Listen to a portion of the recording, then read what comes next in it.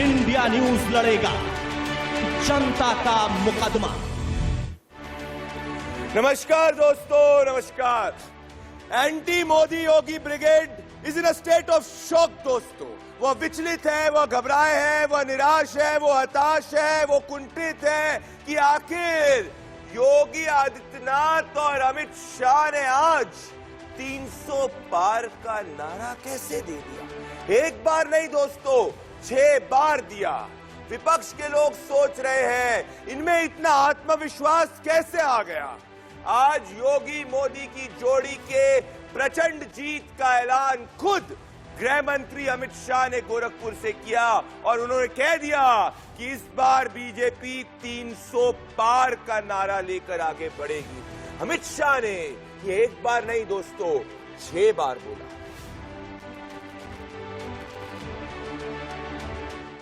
तक आवाज जानी चाहिए कि भाजपा 300 पार कर रही है।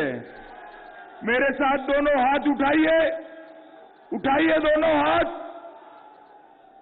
300 पार के संकल्प की मुट्ठी भींचिए।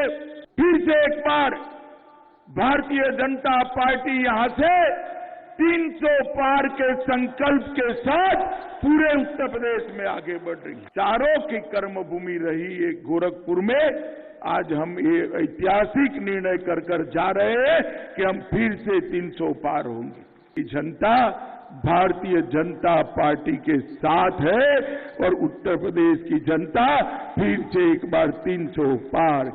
करबद्ध निवेदन करना चाहता हूं कि फिर से एक बार इसी मन से हमने 300 पार का लक्ष्य भाजपा के कार्यकर्ताओं के सामने रखा है। दोनों हाथ उठाइए, 300 पार के संकल्प की मुट्ठी भींचिए और यहां से पश्चिमी यूपी तक पहुंचे। जिस दिन बीजेपी 300 पार का नारा गोरखपुर में लगा रही थी, उसी दिन एक वीडियो सामने आया है दोस्तों। वो वीडियो में कांग्रेस के नेता अजय राय चुनावी मंच से मोदी योगी को धमकाते हैं। कह रहे हैं 7 मार्च को मोदी योगी को राशन में मिलने वाले नमक से गाड़ देंगे। जरा सुनिए।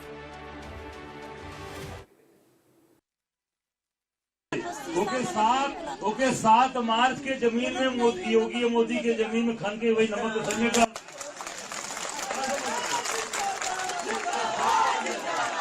नमक का सही उपयोगिता वो इसमें है ही। लिया के रखले रहिए बोरा भर के।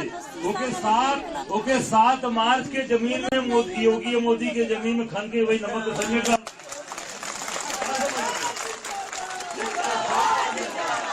नमक का सही। एक तरफ मोदी योगी राशन के एक दिन में 3.37 करोड़ लोगों तक पहुंचा रहे राशन, फ्री नमक, फ्री तेल, फ्री दाल, फ्री अनाज। वहीं दूसरी तरफ ये लोग उसी गरीब के अनाज से गरीब को अन्न देने वाले नेताओं को दफनाना चाहते हैं। और सोच देखिए, जब महिलाएं मौजूद हैं, ये सब महिलाओं के सामने कहा जाता है अजय राय द्वारा। और फिर प्रियंका जी, लड़की हूं, लड़ सकती हूं, भाईचारा, राम राम एक दूसरे को करने से क्या सामने आता है जब आप ही के नेता इस हद तक फ्रस्ट्रेटेड है कि प्रधानमंत्री को, मुख्यमंत्री को जिंदा दफनाने की बात कर रहे हैं। और ये सिर्फ बात एक आइसोलेटेड इंसिडेंट की नहीं है। अभी कुछ ही दिन पहले रफीक अंसारी ने हिंदुओं को सबक सिखाने की ठानी थी। शशि थरूर जी ने कुछ समय पहले कहा था कि ओमाइक्रॉन से ज्यादा खतरनाक ओमिक्रो है। एमपी में मंत्री उमंग सेंगर ने मोदी की तुलना राक्षस से कर दी थी।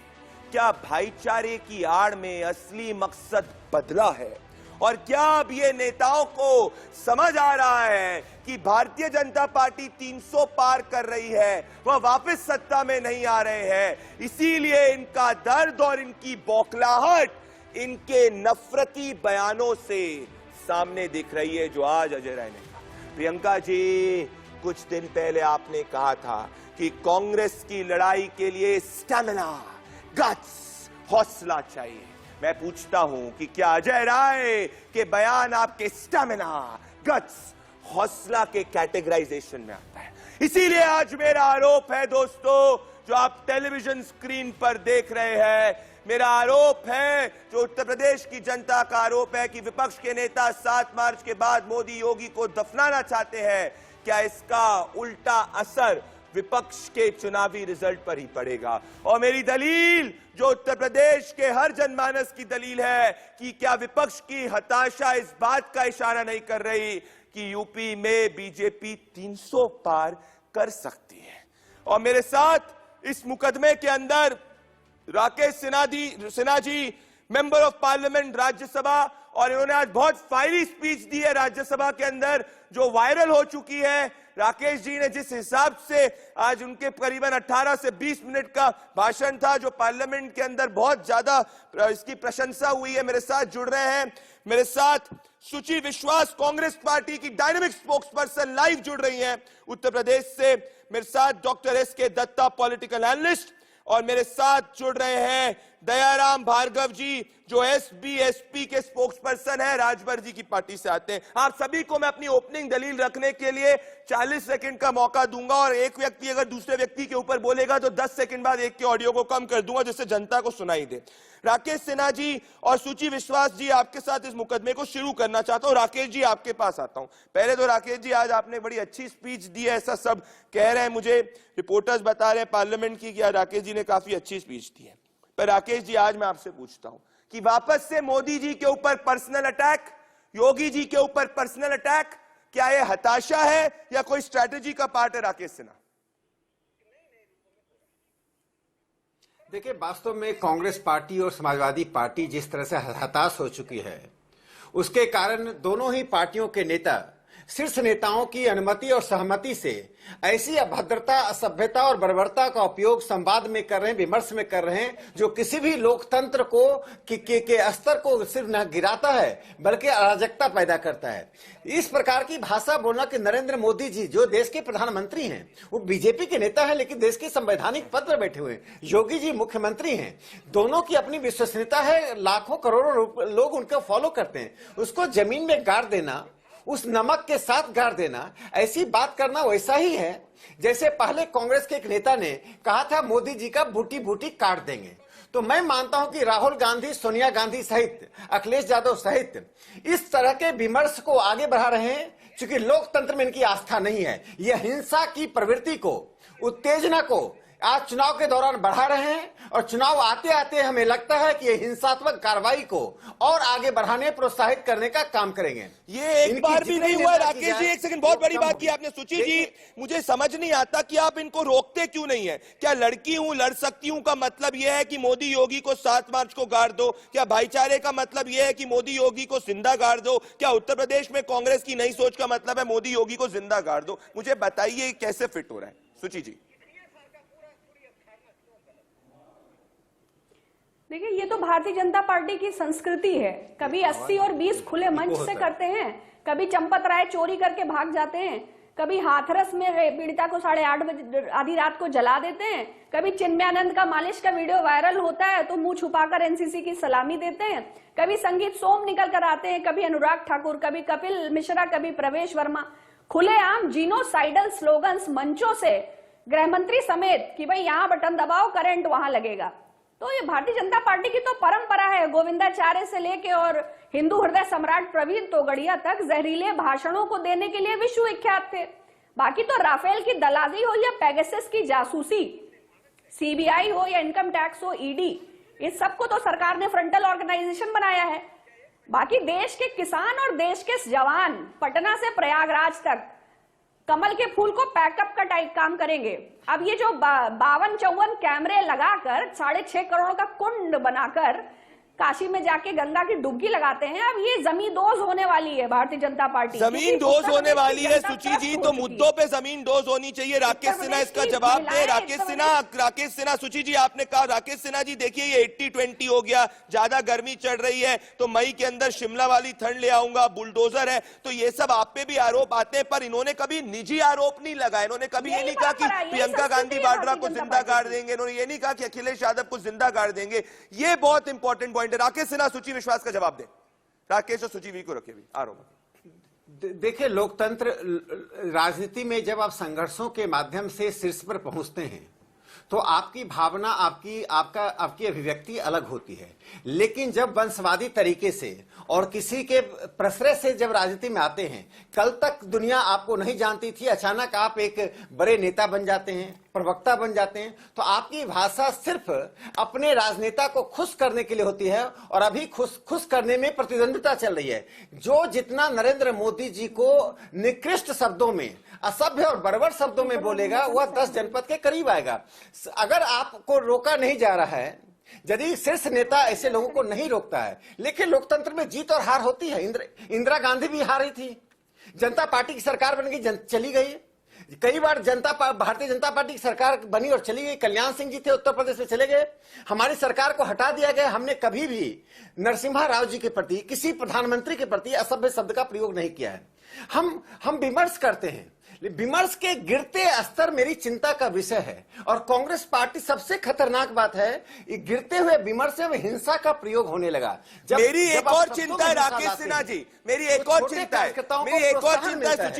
सुची जी, मेरी चिंता यह है कि जब मजबूत विपक्ष की बात होती है तो मुझे लगता है आप लोग अपनी गलतियों से नहीं सीखते। आपने 2014 के पहले बोला, अरे चाय वाला कभी प्रधानमंत्री बन सकता है, 272 बीजेपी पार। 2019 के पहले आपने बोला नीच आदमी है, क्या हुआ, 300 पार। उसके बाद 2022 के पहले आप वापस से अखिलेश यादव कह रहे हैं कि आखिरी समय में लोग बनारस में जाते हैं। उसके बाद चिल्लम जीवी वाली बात कर रहे हैं, और अब सुची विश्वास जी ये गाड़ देने तक की बात आ गई है। आप सीख नहीं रहे अपनी गलतियों से। सुची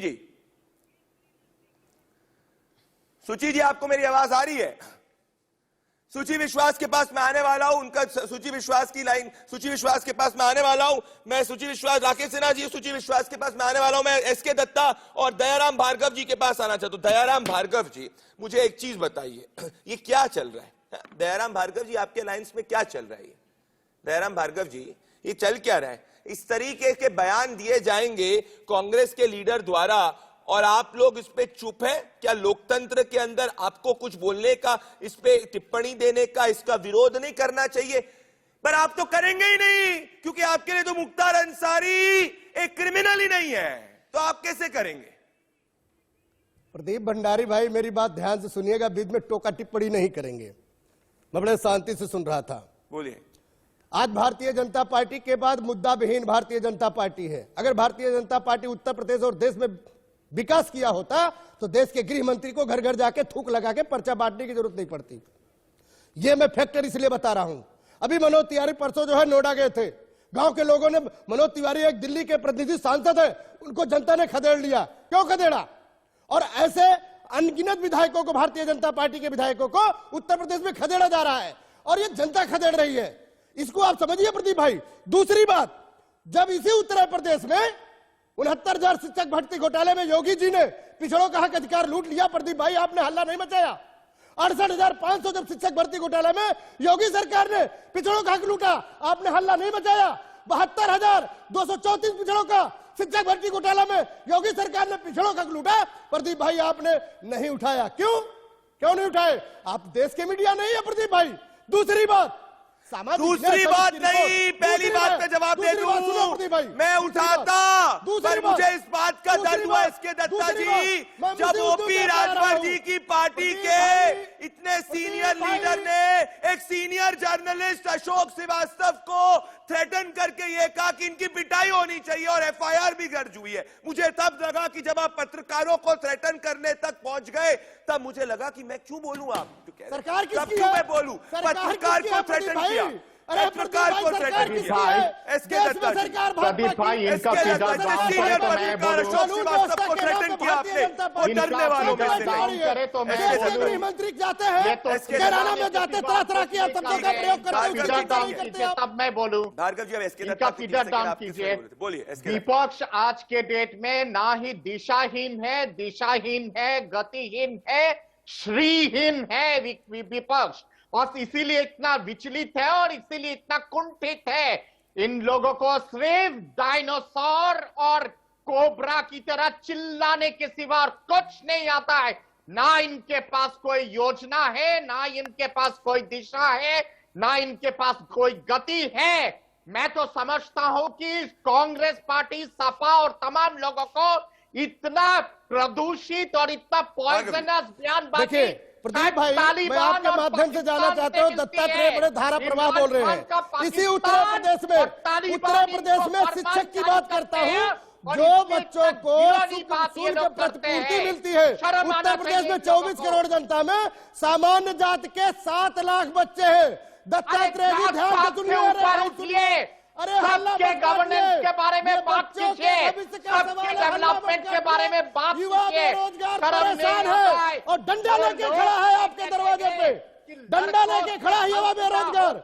सुनिए ध्यान से, मैं बताना चाहता हूँ, उत्तर प्रदेश में प्रदीप भाई 7 लाख बच्चे सामान्य जात के हैं। जात पात नहीं, जात पात नहीं, हर उत्तर प्रदेश का व्यक्ति, उत्तर प्रदेश का नागरिक, ये ऊंची जात, पिछड़ी जात, इस जात, उस जात, इस जात नहीं, हम सब एक हैं, हम सब भारतीय। राकेश सिन्हा, सूची विश्वास, राकेश सिन्हा, सूची विश्वास, राकेश सिन्हा, ना जात पात नहीं, जात पात नहीं, जात पात नहीं। राजभर जी मेरी नहीं, रुक जाइए राजभर जी प्लीज, राजभर जी हो गया। जात के नाम पे मंत्री, भार्गव जी रुक जाइए, भार्गव जी रुक जाइए प्लीज, भार्गव जी पानी बढ़ती है। आप जातियों की बात करते हैं और अगर जात की बात करते हैं, भार्गव जी, राकेश सिन्हा, सूची विश्वास को स्क्रीन पे जात में ठप्पा लगाता है। राकेश सिन्हा, सूची विश्वास को स्क्रीन पे रखें आप। प्रदीप भाई, अगर जाति आबंद करना चाहते हैं तहसील में जाके, जो भार्गव जी रुक जाइए, ठीक है।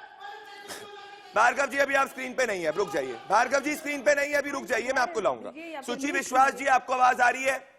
और राकेश सिन्हा जी के पास आ रहा हूं। सूची विश्वास जी, मैं आपसे ये पूछ रहा हूं, आपको आवाज आ रही है ना? आप सूची विश्वास गलतियों से नहीं सीख आवाज आ रही है जी। 2014 में आपने कहा चाय वाला कभी प्रधानमंत्री नहीं बन सकता, 272 पार। राकेश सिन्हा जी देखिएगा, क्रोनोलॉजी बता रहा हूं, आज पहली बार मैं भी 2019 के पहले आपने बोला कि ये नीच आदमी है, 300 पार। 2022 के पहले अखिलेश जी जो है आपके साथ पहले एक अलायंस हुआ करते, उन्होंने बोला कि आखिरी समय पे व्यक्ति बनारस जाता है। उसके बाद अभी आपके लीडर ने बोला गाड़ देंगे। आप वापस से भाजपा को 300 पार करने के पूरे संकल्प से दिख रही है सूची जी, बोलिए। देखिए, ये तो अमित शाह की रटी रटाई स्क्रिप्ट है। वो बंगाल भी गए थे तो यही कहा था कि प्रचंड बहुमत से हम सरकार बनाने वाले हैं। मुख्यमंत्री योगी आदित्यनाथ बंगाल गए थे ये बताने के लिए कि एंटी रोमियो स्क्वाड बनाने वाले हैं। उत्तर प्रदेश के जो हालात हैं, अगर प्रदेश में योगी जी ने 9 इंची का एक ईंटा भी कहीं लगाया होता तो जेवर के एयरपोर्ट में बीजिंग की तस्वीर थोड़ी ना लगानी पड़ती, तब बंगाल की सड़कों को फोटोशॉप करके उस चुनाव में थोड़ी ना दिखाना पड़ता, तब एनसीआरबी के आंकड़ों में उत्तर प्रदेश की यह स्थिति ना होती, तब मुख्यमंत्री के ट्विटर हैंडल से फर्जी वीडियो ना ट्वीट किए जाते, तब प्रयागराज में युवाओं पे लाठी चलाने की जरूरत ना पड़ती, तब लखीमपुर के नरसंहार का टेनी बाहुबली अमित शाह दूरबीन से अपने बगल में खड़ा करके माफिया ना ढूंढ रहे होते, तब उत्तर प्रदेश के माफिया क्रिकेट ना खेल रहे होते। तो ये जो ठोको पॉलिटिक्स लेके आए हैं, एनकाउंटर नीति, जो उत्तर प्रदेश की सरकार का रवैया है, जो गुंडा राज और अराजकता उत्तर प्रदेश में स्थापित किया है, और पश्चिमी उत्तर प्रदेश में प्रवेश वर्मा के घर पे अमित शाह जी ने गुड़ खाई। मैं चुनौती देती हूं, अब गुड़ खाएं या गुलगुला, प्रदेश के किसान इस अत्याचारी सरकार से बदला लेंगे। चुनौती राकेश सिन्हा जवाब देंगे इस चुनौती का। सूची जी राकेश जी सुनते रहते, मैं भी सुनता रहता। बिल्कुल आपने कहा, सुनिए इस चुनौती का जवाब राकेश सिन्हा कहेंगे, राकेश सिन्हा देंगे इस चुनौती का जवाब। दर्शकों, सूची जी और इनकम टैक्स काम कर रहे हैं। सूची जी प्लीज, पूरा जो आपने एक बार करा एक ही बार में मत बोलिए, आगे की डिबेट में भी रुकिए। आपने बोला, सूची जी कह रही है कि जवाब चुनौती किसान देगा। राकेश सिन्हा जी, किसानों को जो जिसको देना चाहिए देना चाहिए। मैं कह रहा हूं अगर किसान आपके खिलाफ है तो 10 मार्च को रिजल्ट आ जाएंगे, पर अगर सब लोग आपके खिलाफ हैं तो यमराज, जैसे 2018 में भी मैं सुनता था कि मोदी के खिलाफ देश, इंडिया वर्सेस मोदी, उस वक्त विपक्ष बोलता था यमराज, मौत का सौदागर, रावण, गंदी नाली का कीड़ा, monkey, rabies victim, virus, Bhasmasur, Gangu तेली, गून। फिर क्या हुआ? 300 पार। Why are they going personal? किसानों की बात करिए, पर why are they going personal? Rakesh ji, Pradeep ji, आपकी बातों को ही मैं एक संक्षेप में कह दूं, जो आपने आरंभ में कहा कि जनता वाणी और व्यवहार दोनों में आक्रामकता को पसंद नहीं करती है। लोगों को ऐसा लगता है कि ऐसे आक्रामक भाषा का बोलने से, चाहे टेलीविजन चैनल हो या बाहर हो, इससे हमारी लोकप्रियता उतार देंगे क्या था फिर? वो तात्कालिक हो सकता है, लेकिन दीर्घकालिक नहीं होता। मैं दो यहां 3 बातें कहना चाहता हूं, छोटी छोटी बातें कहना चाहता हूं। पहली बात है कि उत्तर प्रदेश जो एक सॉफ्ट पावर के रूप में इतनी बड़ी क्षमता थी, सारनाथ से लेकर कुशीनगर से लेकर काशी विश्वनाथ के मंदिर तक, जिसको हमने इन छद्म धर्म निरपेक्षवादियों के शासन में मैला कुचैला छोड़ दिया था। आज नरेंद्र मोदी जी ने जो काशी विश्वनाथ में किया, होलकर की रानी के बाद पहली बार हिंदुस्तान के इतिहास में निर्माण का एक विध्वंस के इतिहास के बाद हम निर्माण का इतिहास देख रहे हैं। वह प्रभाव सिर्फ उत्तर प्रदेश में नहीं है, वह प्रभाव पूरे देश में है। दूसरी बात, 1700 किलोमीटर का जो हाईवे बना है उत्तर प्रदेश में, वो क्या किसी जाति धर्म संप्रदाय के लिए बना है? तीसरी बात, उत्तर प्रदेश में जो कानून व्यवस्था की समस्या थी अखिलेश जी के शासनकाल में, उस शासन व्यवस्था में आपने देखा होगा कि किसका राज कैसे राज चलता था। उस कानून व्यवस्था, जोगी जी का यदि सबसे बड़ा टीआरपी है तो कानून व्यवस्था है। किसी व्यक्ति को, किसी समुदाय को, 3 बात आपने राकेश जी कही, पर मैं आपकी पहली बात को लेना चाहता हूं। राकेश जी सुनिए, 3 बात कही आपने, आप बहुत एक्सपीरियंस्ड और बहुत नॉलेजेबल व्यक्ति हैं। आपकी एक बात को आपने बड़ी अच्छी लाइन बोली, आपने कहा कि जनता आक्रामकता व्यवहार में या विचार में या वाणी में नहीं चाहती। तो फिर ये गर्मी आप जो शिमला बनाना चाहते हैं उत्तर प्रदेश को मई में, वो क्या है? ये गर्मी उतार देंगे? 80-20 क्या है मुझे बताइए। क्या आक्रामक वाणी या ये आक्रामक विचार नहीं है राकेश जी? देखिए देखिए 80-20 मैं भी कहता हूं कि जो 20% लोग हैं पूरे देश में और उत्तर प्रदेश में, ये कौन लोग हैं? आज सदन में बैठकर आप चीन की तरफदारी कर रहे हैं। डोकलाम में चीन की सेना पीएलए आती है और राहुल गांधी जाके चुपके से उसके दूतावास उसके राजनयिक से मिलाते हैं।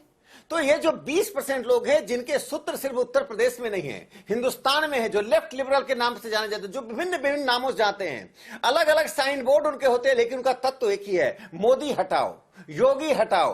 मोदी जी और योगी जी को एब्यूजिव लैंग्वेज में बर्बर भाषा में बातें करो। देखिए, इससे लोकतंत्र नहीं चलता है। सुची जी, नरेंद्र मोदी जी काम कर रहे हैं, योगी जी काम कर रहे हैं, आप गाली सुची जी देखिए, ये पॉइंट इंपॉर्टेंट है। राकेश जी जो कह रहे हैं, आप जब भी पर्सनल हुए Suchi ji, it is worked in their favour. मैं कह रहा हूं, जब आपने लड़कियों लड़ सकती हूं से शुरू किया था, 40% टिकट्स आप महिलाओं को देने की बात कर रहे थे, मैं आपको ऑनेस्टली बताऊं, it was a very good political experiment, a very progressive political experiment. पर वो सिर्फ लिमिटेड था उत्तर प्रदेश के लिए, पंजाब में नॉट मोर देन 10%, गोवा के अंदर also it is not reflected. So my issue is that you are not standing sincerely with what you से।